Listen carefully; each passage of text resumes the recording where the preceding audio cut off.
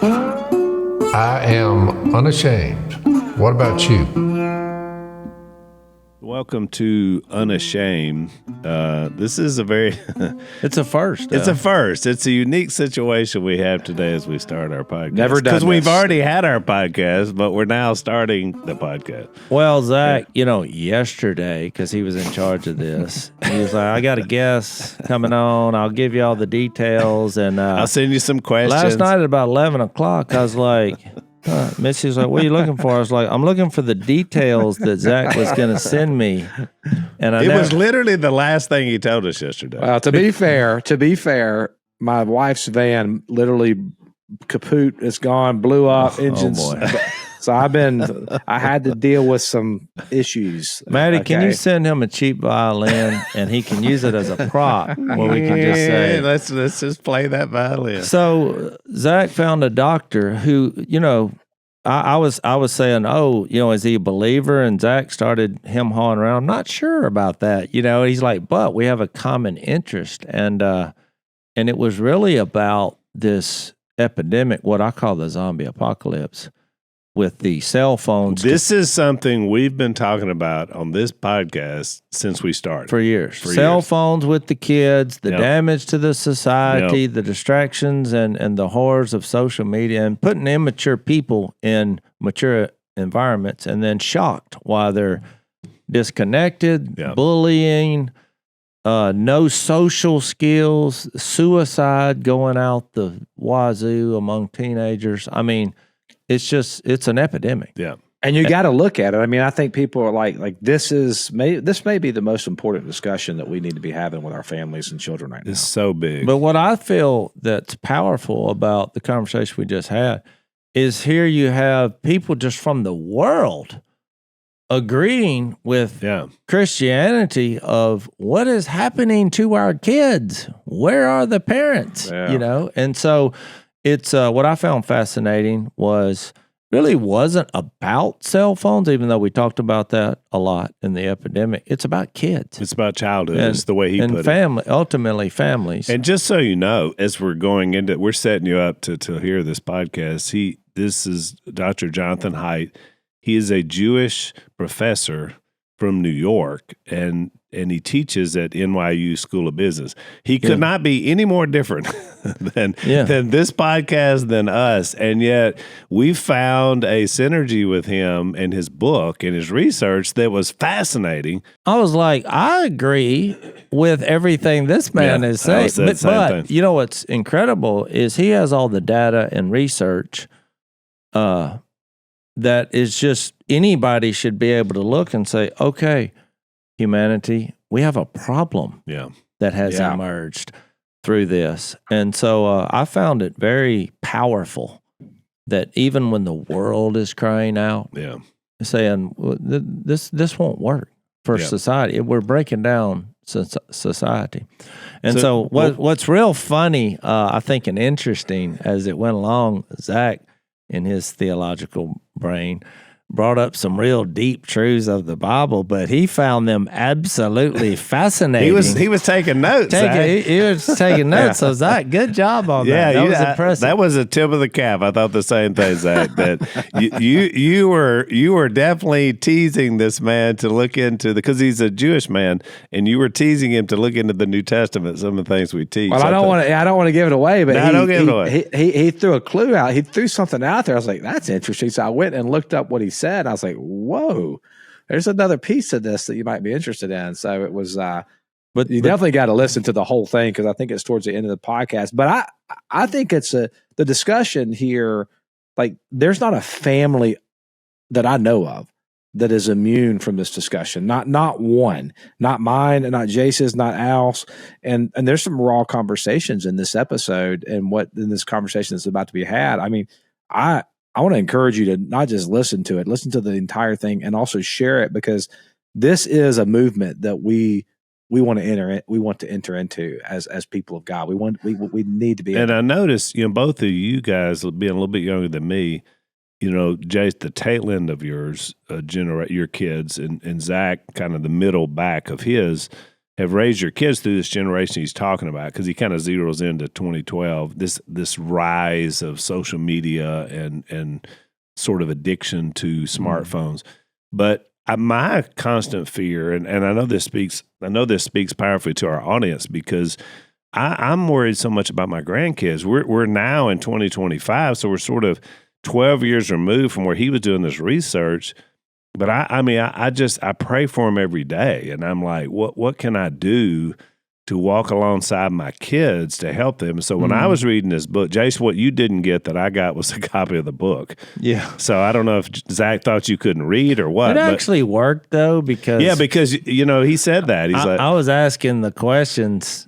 It was my orientation to this, and which will be all of our listeners that hadn't read his book. Yeah, I had no idea who he was. But I immediately started highlighting and taking pictures of this book. I was in and out of airports when I started reading this book and sending it to my kids. And I was like, we must implement this now, because my grandkids are the age that he's talking about. Well, because I just went through this with all my kids. Right. And one story I've never shared, but one of my sons, he was spending a lot of time on his phone. It was quiet, and which is, what are you doing?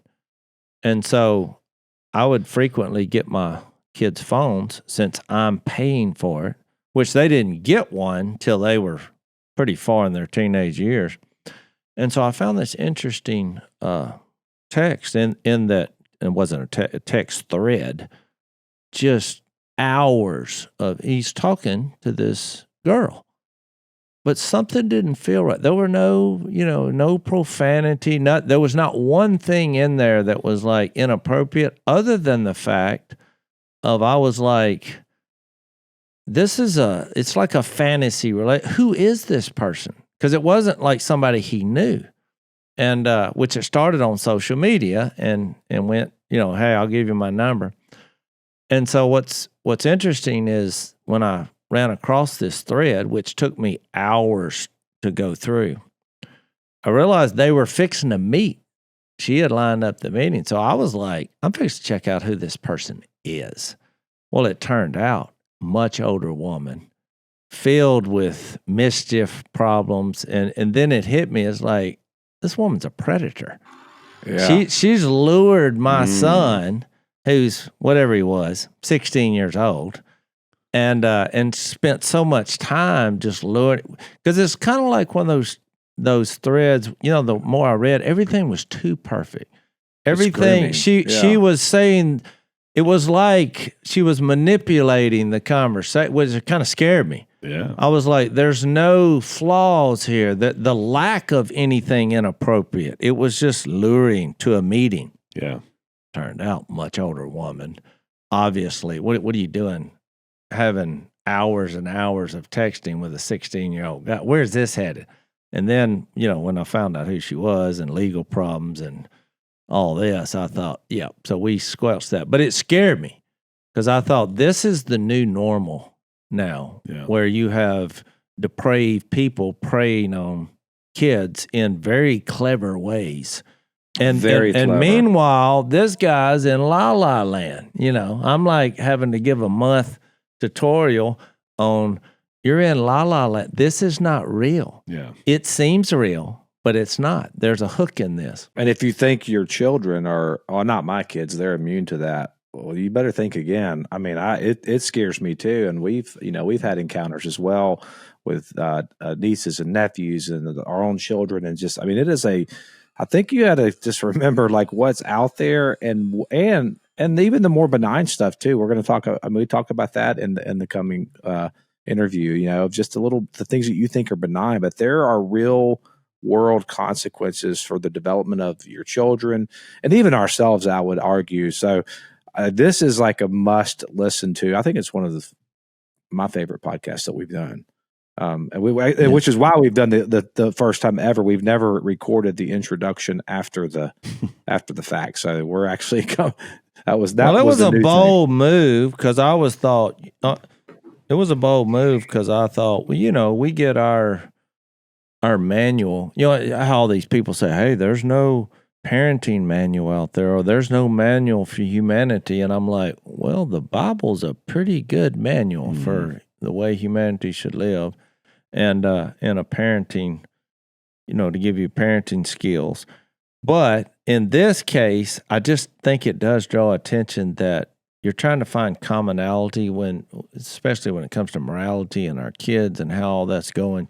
You want people to band together. And it's fascinating to me that even people who don't line up with our faith or whatever, they are upset about this and have every right to be so. And I'm like, let's come together for the future of our kids and generations and see what we can do about this. It's an epidemic. And that's what I love about what you're about to hear, is because it was a scholarly work done by a college professor and a lot of research and data, and yet it's so practical and helpful. And that's what I took out of it for me that I'll share with my kids. So we're going to take a break. On the other side of that break, this is a super, super good and important podcast. We're excited for you to get to hear it.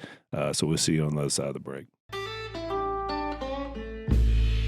So, Jase, we talk a lot on the podcast about what really matters in life. We talk about faith, we talk about family, we talk about all the things that motivate us. One of the things we don't mention a lot, but it's important, is to get good sleep and to be comfortable in your castle. That's what I call it, right? I mean, you got to have a castle. You got to have a place you can retreat to and be comfortable there. One of our new sponsors is called Cozy Earth, and that's what they help you do. They have the softest, most breathable bedding and pajamas you'll ever own. They have bamboo sheets that I call the game changer. And you sleep like a rock because Cozy Earth keeps you cool when it's hot and warm when it's chilly. The best part, you can try Cozy Earth risk-free for 100 nights. If you don't love them, you can send them back, but you're going to love them, trust me. They also back their bedding with a 10-year warranty. Jase, you guys have been doing Cozy Earth before they were sponsors. Yeah, didn't even know. Missy had an idea for Christmas. She bought everyone Cozy Earth pajamas, and that was a couple of years ago. Yeah, big hit. Well, trust me, nobody wanted to send them back. I love it. I got some. I wear them all the time. I hate to let Lisa wash them because I love to wear them. I don't want to miss them for a day. And we're also sleeping on the sheets, and they're fantastic as well. So we want you to check it out. Don't put it off. Take care of yourself so you can take care of what matters most. Visit cozyearth.com/unashamed, or you can use our code unashamed for 40% off sheets, towels, and more. And if you get a post-purchase survey, let them know you heard about Cozy Earth right here on the Unashamed podcast. That's cozyearth.com/unashamed, or use our code unashamed for 40% off. Sleep better with Cozy Earth. So welcome back to Unashamed. We have our guest with us we are super excited about, and we put Zach in charge of finding us fantastic guests, and he has done it yet again. Dr. Jonathan Haidt. Dr. Haidt, welcome to the Unashamed podcast. Thank you so much. Oh, and please call me John. Okay, John. He is a professor at NYU School of Business. He's written some books. One is called The Righteous Mind, The Coddling of the American Mind. And the one I'm holding in my hand, for those of you watching today instead of listening, says The Anxious Generation, How the Great Rewiring of Childhood is Causing an Epidemic of Mental Illness. And I have to tell you, John, when I got the book, I started it on an airplane. I could not put it down. It's really amazing because all of us, like I'm 60, Jase is 55. You're in the range. Yeah, and Zach is nearing 50, I think. And so, they have children of this generation kind of on the back end. Mine are more grandchildren in terms of what I see you talking about in this book. But it's so apropos for everything we talk about in terms of social media and everything like that. So it's very well done. I just wanted to, first of all, just tell you thank you for writing it. It's amazing. Well, thank you, Al. Everyone who has kids has seen this. Something's going on with the kids and the screens, and that's what the book's about. Well, Al, you mentioned that Zach was in charge of this, so I didn't get the email that Dr. Haidt would be on. So I'm like, this is my orientation to your work. And so before I, ask how this got started, I'm just fascinated by this picture because on the cover.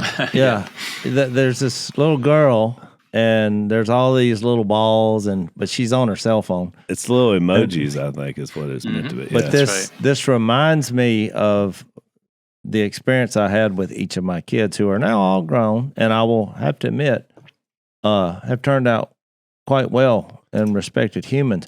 But the number one issue in their teenage years was that cell phone. And so I was just wondering how this got started. Sure. And actually it works pretty well if you haven't read the book, because this gives me a chance to just sort of lay it out, the big picture for all the listeners who haven't read the book. So what the book is about is that something changed around 2012.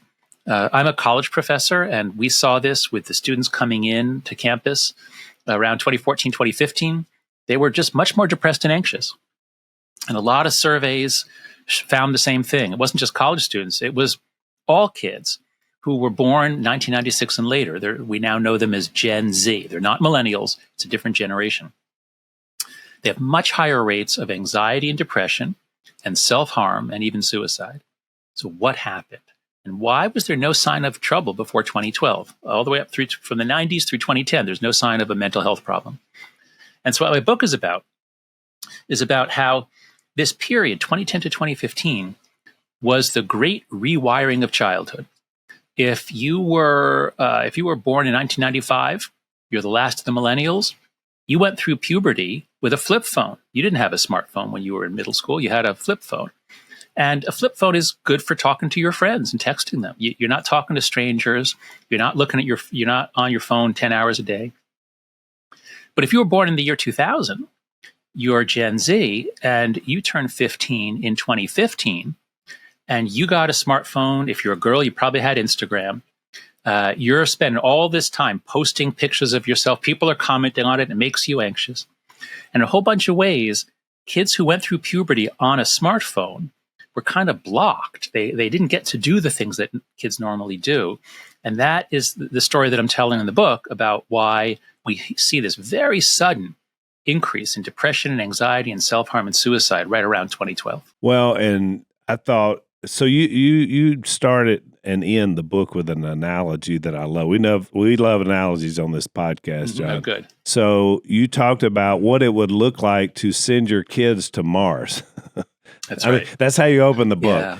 And then you talk about at the end, how do we bring them back to Earth? So talk about that in terms of how foreign the idea is that we would turn over our children to an entity beyond our ability to impact and influence.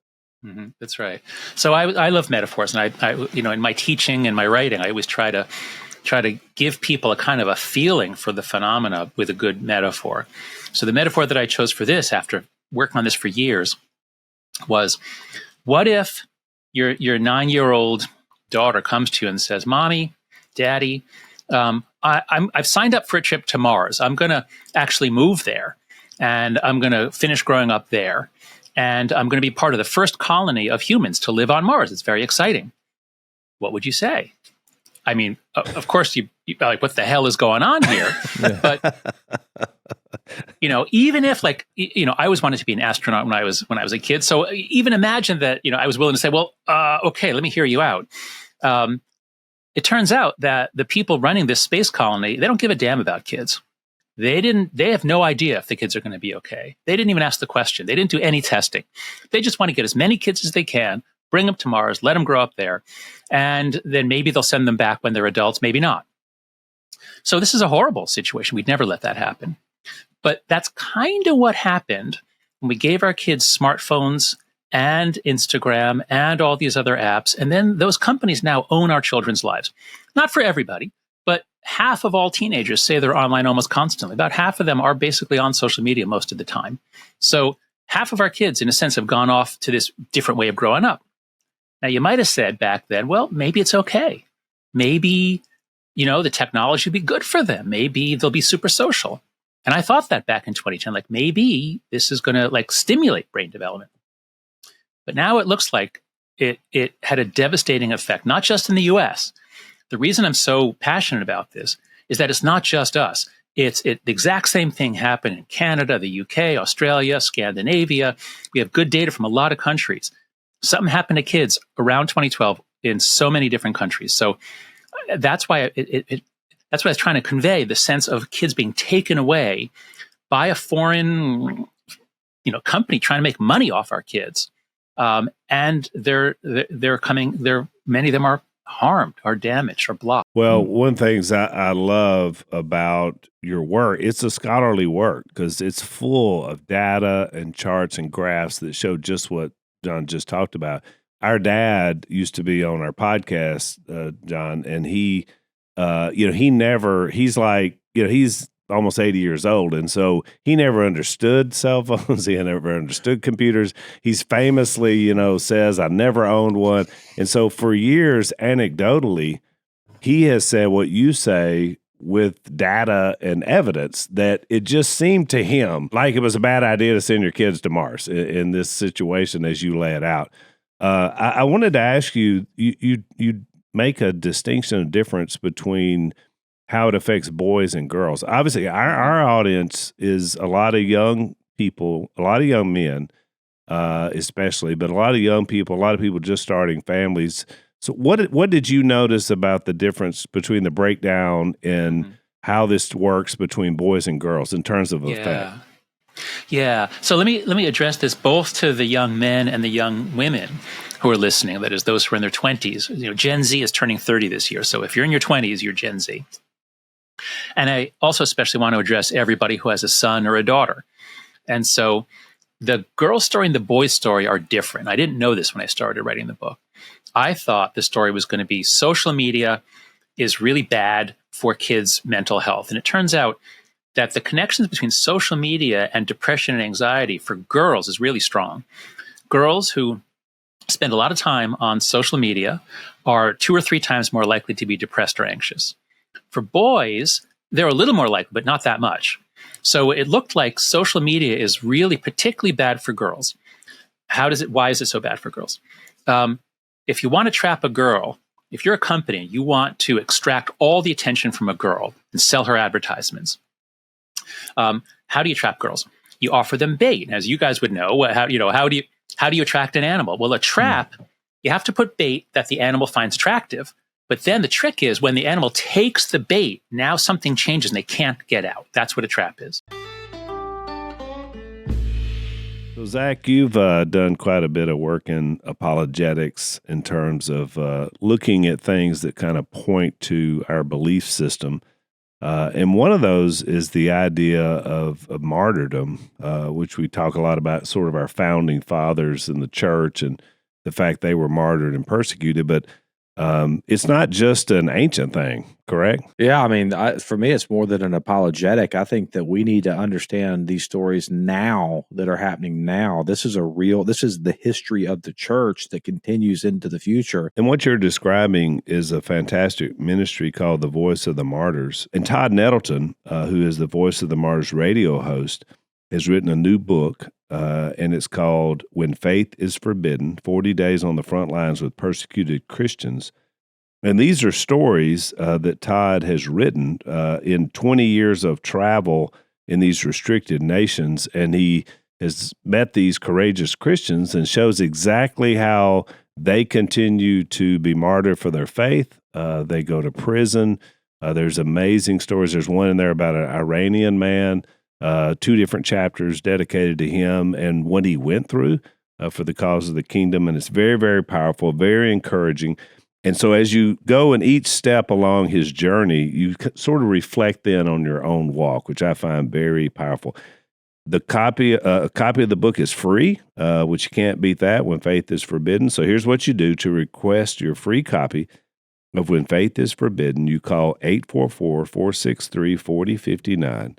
That's 844-463-4059, or visit vom.org/unashamed. That's vom.org/unashamed. Girls, what you put in the trap is social information. Who said what about whom? Who's dating whom? Who's mad at whom? And girls care more about social relationships. They're more sensitive to it. So the girls will go rushing onto Instagram. They're all talking about each other. They're all talking to each other. Now they're trapped because any girl who says, wait, this is crazy. This is terrible. I want to be out playing. That girl's now alone because everybody's on Instagram. So the girls get trapped by social media, especially Instagram, but there's a few others. And then now they're not spending time with their friends as much. What girls need is a couple of close friends. If they have a few close friends to talk with, to gossip with, to comfort each other, they're probably going to turn out fine.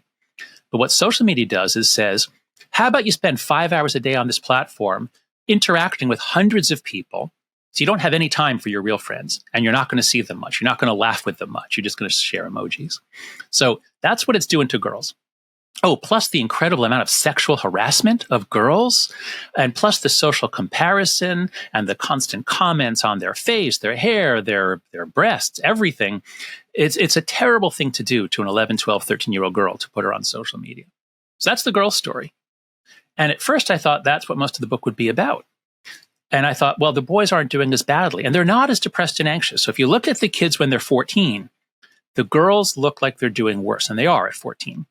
The boys are playing a lot of video games, which are great fun, and they're watching a lot of porn. But what is the effect on the boys if they spend their childhood playing video games and watching porn? They're not doing anything else. So here's the most shocking stat in the book, I think. When you look at the rates of hospital admissions for broken bones, how many kids in America break a bone and go to the hospital? Who do you think used to break bones the most? Young people, old people, boys, girls? Like, who are the people who are ending up in hospitals with broken bones? Teenage boys, right? Yeah. That's what it used to be. Teenage boys used to have by far the highest rates of broken bones until about 2010, 2012. Then what happens? Once the teenage boys are all spending their time now on video games, and also on their smartphones, and they are on social media too, but once everything is on the screen, teenage boys' rates drop so low that they are now less likely to break a bone than their fathers or grandfathers, because teenage boys aren't doing anything that's risky. And if boys aren't doing anything risky, if they're playing it safe, they're not going to turn into men, or at least it's going to be harder, I should say. Boys need to take more risks. They need to learn how to manage risk. They need to have conflicts in the real world and learn to manage them. They need to do sports. And the video games are great fun, but they don't really help the boys develop. They don't develop skills. So what we're finding is that if you check in on kids when they're in their late 20s, the girls, they finish their education. They're more likely to have gone to college. They're more likely to have a job. Who's more likely to be living with their parents at the age of 30? It's the boys.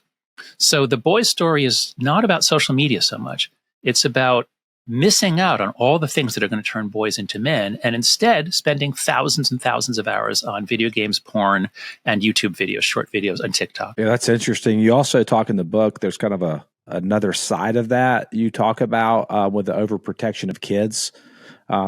Talk about a little bit how that, because that plays into it as well. I actually believe there's a great crisis of masculinity in the country right now, in the world, for a lot of the reasons you mentioned. But there's also, coupled with that, is that over coddling of the American mind, particularly with boys. Talk about a little bit about the safetyism and.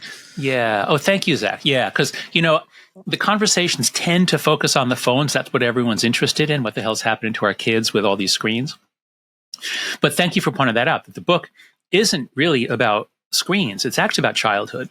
And there's two pieces to it. I can summarize the whole book with this sentence. We have overprotected our children in the real world, and we have underprotected them online. So when us older folk, I'm 61.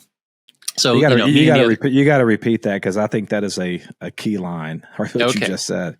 Okay. We have overprotected our children in the real world, where it's actually much safer than it used to be and where they need to take risks. And we have underprotected them online, which is actually a kind of a dangerous place where a lot of men are trying to get to your kids and all kinds of bad things happen. So we have to work on both of those. And so, when me and Al and Jase were growing up in the 70s, there was a huge crime wave. I don't know what it was like for you guys in Louisiana, but I grew up in the suburbs of New York, and the whole area, there was a lot of crazy stuff, and there were a lot of drunk drivers. Some of those drunk drivers were us.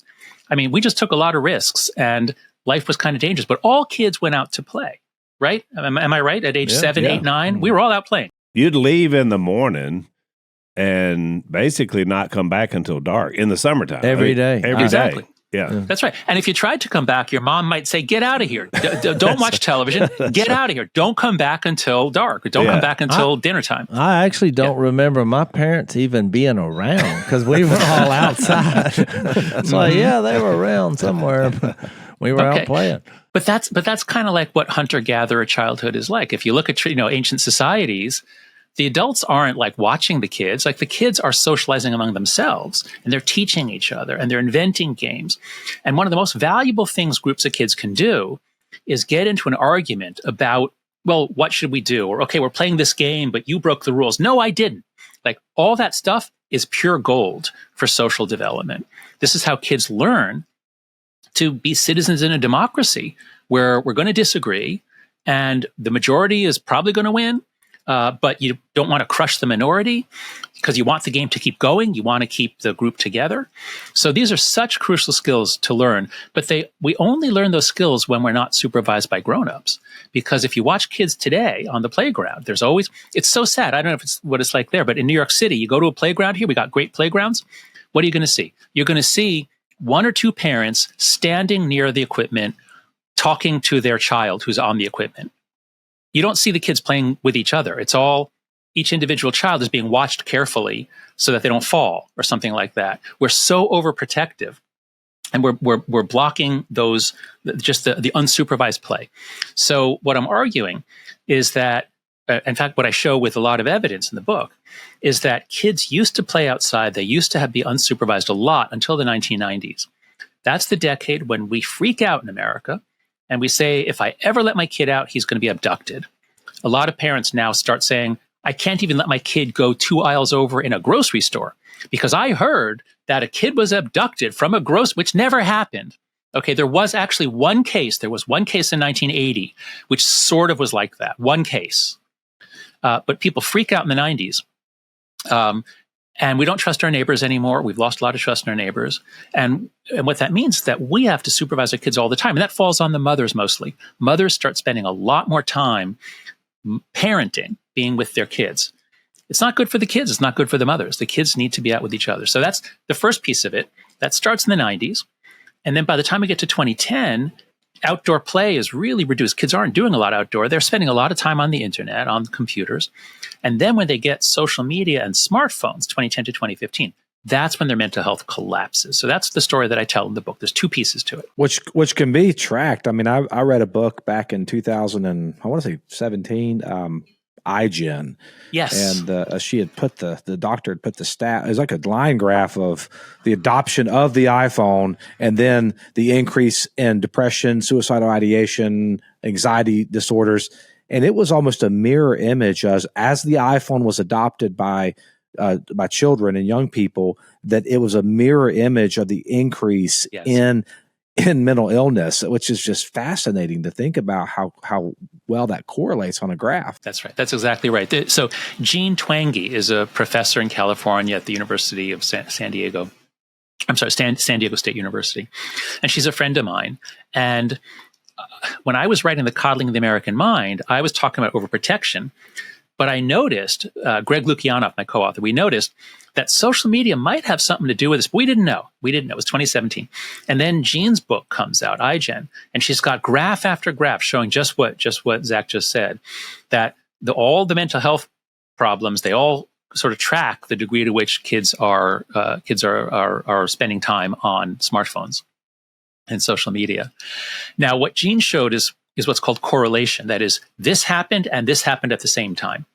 And in the sciences and in medicine, that's the starting point for an investigation. Like, okay, these 2 things happened together. Did one cause the other? We don't know. We can't be sure. Lots of other things happened in the early 2010s. Maybe it's something else. And so what Jean and I have both been doing since then is collecting the evidence that it was the phone-based childhood, growing up on a phone, is what caused the mental health and other problems. And we think we've got a lot of different kinds of evidence. I'll tell you, one of the most shocking kinds of evidence is the words of the companies themselves. There's a lot that's come out because so many parents have lost their kids to suicide, cyberbullying, drug overdoses from fentanyl-laced drugs that they got on social media. So all these parents are suing Meta and Snapchat and TikTok. And a lot of documents have come out from those lawsuits. And so my group and our Substack, our blog at afterbabel.com, we've collected just TikTok in its own words. And it is absolutely shocking what they said in their internal emails and their internal reports. They know that their product is addictive. It was designed to be addictive. They know that it's shattering kids' attention. It was designed to grab every little bit of consciousness it could. So from all three of those companies, we have all kinds of quotes. They know they're doing this. Here's another piece of evidence. What do you think the founders of these companies do with their own kids? Do you suppose they give them smartphones and TikTok? Hell no. They keep their kids off. It's well known in Silicon Valley. A lot of the executives at these tech companies, they send their kids to a school called the Waldorf School because it has no technology. These people know that this stuff is bad for kids. So they don't give it to their kids, but they want to give it to your kids because that's how they make their money. So there's also a lot of scientific evidence and there are experiments, but everything's lining up to say it wasn't just a coincidence. Growing up on a smartphone, social media, blocks child development, blocks social development. You get kids who are more anxious, fragile, and full of problems. The interesting thing, Jase, about parenting is, you never really plan on how much you're going to be concerned about not only your kids' well-being, but how they turn out, their future, the grandkids, they're going to bring into your life. It's huge. It's important. It's organized chaos. It is. And we try to bring as much fluidity into that chaos as possible. Part of that is with life insurance. Fabric by Gerber Life is term life insurance you can get done right from your couch, all online and on your schedule. You could be covered in under 10 minutes with no health exam required. So if you got kids, especially if you're young and healthy, the time to lock in low rates is now. Fabric has flexible, high-quality policies that fit your family and your budget, like $1 million in coverage for less than $1 a day. Fabric has partnered with Gerber Life, trusted by millions of families like yours for over 50 years. There's no risk. There's a 30-day money-back guarantee. You can cancel at any time. They have over 1,900 five-star reviews on Trustpilot with a rating of excellent. Fabric was designed for busy parents like you, and it's more than life insurance. They have free digital wills, access to investment accounts to invest for your kids' future, and more. And you can manage it right from your phone. Join the thousands of parents who trust Fabric to help protect their family. Apply today in just minutes at meetfabric.com/unashamed. That's meetfabric.com/unashamed, MEET fabric.com/unashamed. Policies issued by Western Southern Life Assurance Company, not available in certain states. Prices subject to underwriting and health questions. That's an interesting name to your blog site, too, because we talk a lot on this podcast about the kingdom of God coming and that it's Acts chapter 2. There's a story, what we call we think it's it's the redemption of Babel, where Babel is the division of. Yes, I don't know. This Acts. Yeah. Oh no. Acts, Acts 2. What? Acts chapter 2, okay. The day of Pentecost, and so in the Christian world, this is like when the Holy Spirit shows up, or the Tower of Babel in Genesis 7 was that there was the creation of nations, and then God, Genesis 12, pulled out His portion, Israel. But what happened is their language was confused, so you have this disorientation, a scattering of community. They were spread out to the ends of the earth, so to speak. And then in Acts chapter 2, in Christ and His eschatological kingdom, is He's bringing all of that back together. And so where in Babel, the language was confused, in Acts 2, each nation could hear each other in their own native tongue. They could understand it. Oh, wow. So it's this beautiful picture of of community, what we would call embodied community. So, you call it embodied? That's great. Okay, so it's just, I'm writing that down. Yeah, it's I think it's like because what is the hope? I think about what you've talked about a lot is in the book, and it certainly. I think we were all feeling it before even the data had come in. We were all feeling this disembodiment. We were all feeling the loss and trust in community. There was a time when I had to buy milk. Not me personally, my grandparents, when they bought milk, they bought it from this guy called the milkman. Yeah, I remember that when I was a kid. Yeah, so that was like a thing, right? So communities were much more connected, and we've lost that in the virtual world. I actually think that the hope for renewal of Western civilization is going to be coming back to local communities, and we love local parish model churches and like doing life together again. I think it seems like we're one author, Martin Gurry, he said we're drowning in data, but we're thirsting for meaning. Absolutely. Oh my goodness, I love Martin Gurry. And let's go into this. This is fascinating because I didn't know about Acts 2, but I was very moved by the Genesis story the Babel story in Genesis. Mm-hmm. And so, because my own work before, I set out to write a book on what social media is doing to democracy, because our country has been weird since sometime in the 2010s. It's not like it used to be. Something weird is going on with our politics. The rising polarization, everybody believes something different. And so I was looking around for a metaphor. I love metaphors, and I was starting this book. The title of the book is so I was starting the book, and I was looking for metaphor, and I reread the Babel story.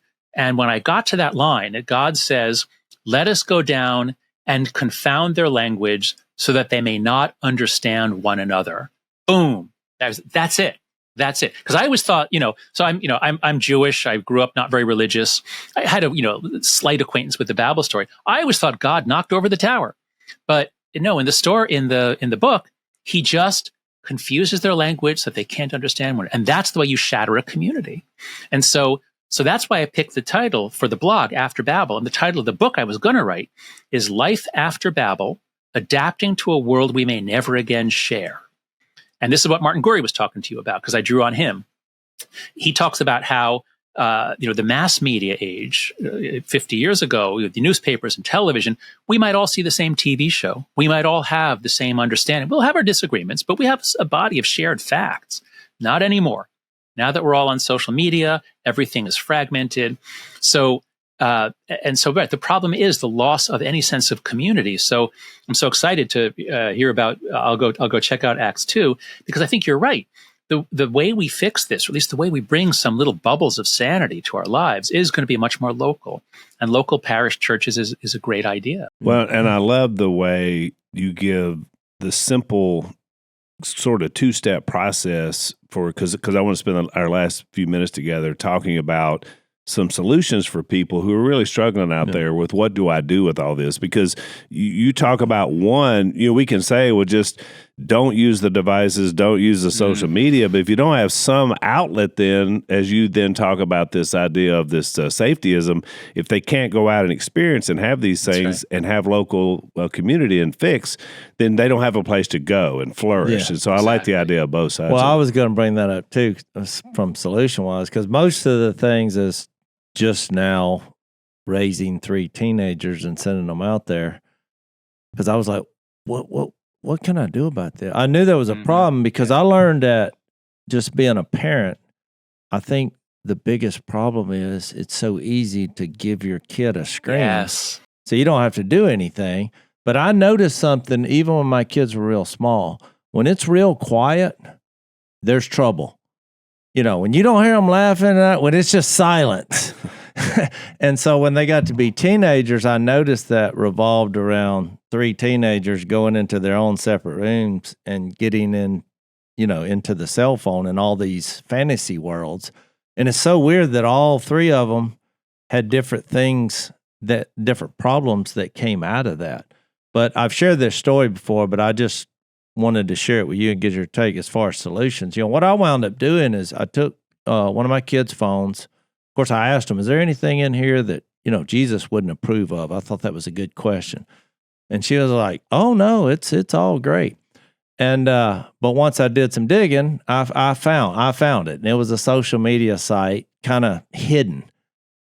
Which one was it? Do you remember the name? Snapchat. Oh yes, and so Snapchat brings so much degrading stuff to kids. Yeah, and once I got involved, I just followed all the trails, and she had like 7 other friends that were a group, but I saw places of bullying, and then I went into each individual friend of hers, and then a couple of theirs, they were, having these encounters with men much older, and like, show me yours, show me mine. I'm looking at all this stuff, and so for 2 days, I became my child on there. I just played the game. Of course, it took them 2 days to figure out that this is not who they thought it was, and that's when I broke the news that I'm the dad, and I know y'all quite well now. And so I just called a meeting with their parents. I was like, my daughter will be going in a different direction. And if you want to be a part of that direction, I need to have a face-to-face conversation with you and your mom, dad, or guardian. And what I was surprised. How did it go? Did they respond? Did you actually meet with the parents? 6 of the 7 showed up with their mom. Oh, that's fantastic. It was. And look, this happened years ago, but I mean, some of these people are still my friends. A couple of them actually came to the Lord. And and there were 3 or 4 that didn't go well. And it wasn't because of the kid. It was because it was how dare you, invade my kid's privacy, But we had all these conversations, which I think was good for my daughter to see.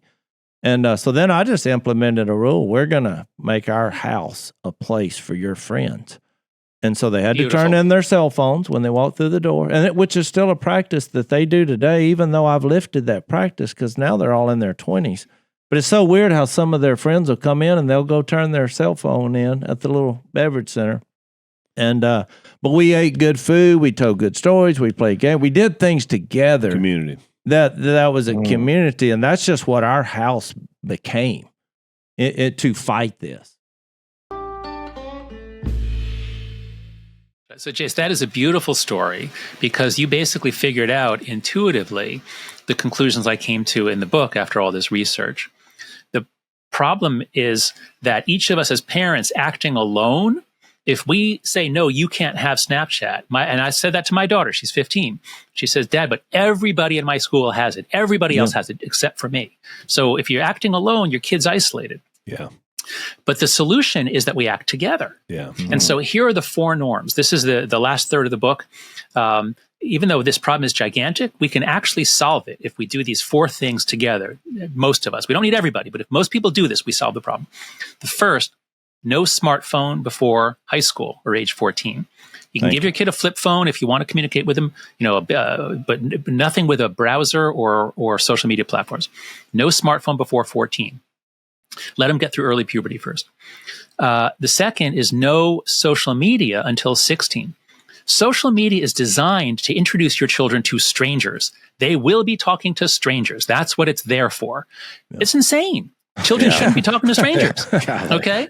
So it's just, really it should be 18, but I'm just trying to argue, can we just agree on a floor of 16? Just nobody should be on it until 16, and then nobody feels the pressure to be on it. The third is phone-free schools. If you can text your kids during the school day, I guarantee you, they're checking their texts, they're sending texts, everybody's texting everybody, they're not listening to the teacher, they're not even talking to each other. Hallways in schools are very quiet these days because all the kids are on their phone all the time. But if you have a phone-free school, you turn in the phone in the morning, they get it back in the afternoon. Amazing things happen. What the schools always say is they hear laughter in the hallways again. The kids are paying attention to the teachers. They're flirting, talking, joking with each other. So you got to have phone-free schools. And the 4th norm, and this is the hardest, this is the one that you got. The 4th norm is far more independence, free play, and responsibility in the real world. Because if we're going to take them off of screens, if they're not, not all screens, they can watch some television, but if they're not going to be growing up on screens, we have to give them back a fun childhood. My book isn't about screens, it's about childhood. We got to give back a fun childhood. And even though the phone will suck them away because it seems so interesting, when you actually put kids together without phones, they have a lot of fun and they laugh and they invent games. So, but if you do all 4, And if you have a community, it's hard to do it by yourself, but if you get a community and a church parish or a school, those are the two best units where you really have people, you have adults who care about kids, you have kids who want to play with each other. And so if you do that in a community, boom, you roll it back. And within a few weeks, within certainly a month or two, the kids are going to be happier, having fun. They'll adjust to not being on their phones, and everyone's better off. I think we should put that into law. That's how I'm at. Well, in Europe, I think I just read recently, didn't they? In England, they passed a law with a minimum age mandate for. In Australia, yes. Australia is the first country in the world to do it. The tech companies say that they can't do it, but of course they can do it. They know everything about us. They know how old we are. So they can figure it out. And Australia is the first country with the guts to say, you know what? You've been trashing our children for so long. We're going to raise the age to 16, and you guys have to enforce it. You figure it out. Doesn't have to be perfect, but you got to make an effort. Right now, they're making no effort. Yeah.